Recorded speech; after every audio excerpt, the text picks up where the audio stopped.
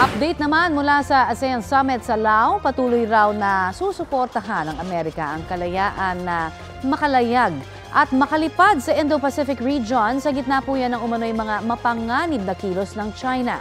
May ulat on the spot si Ivan Mayrina. Ivan? Connie, nagpahayag ng pagkabahala si U.S. Secretary of State Antony Blinken sa patuloy na agresibo aksyon ng China sa South China Sea.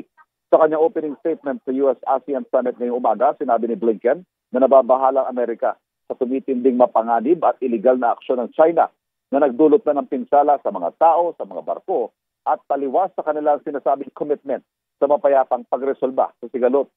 Paglalarawan ito sa ilang beses ng naging karanasan ng Pilipinas sa loob mismo ng ating exclusive economic zone at kamakailan nakaranas din ng parehong pangaharas ang Vietnam sa kanila ring exclusive economic zone. Patuloy niyang susuporta ang Amerika sa freedom of navigation at freedom of overflight sa Indo-Pacific region at ang patuloy na pagpapatibay na ugnayan ng US at ng ASEAN. Nakasalalay raw sa sama-samang pagtugon sa mga hamong kinakaharap ng rehiyon.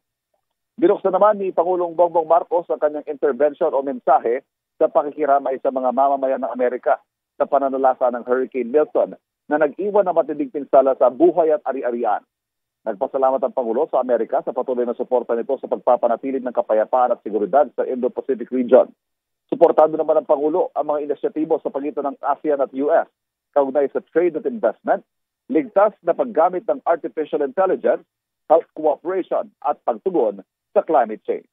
Connie? Maraming salamat, Ivan Mayrina.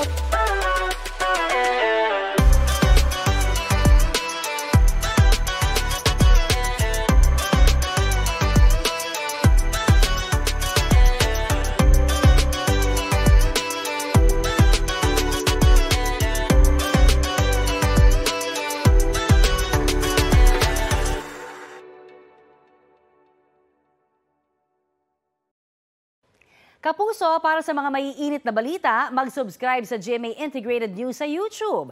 Sa mga kapuso naman abroad, subaybayan nyo kami sa GMA Pinoy TV at sa www.gmanews.tv.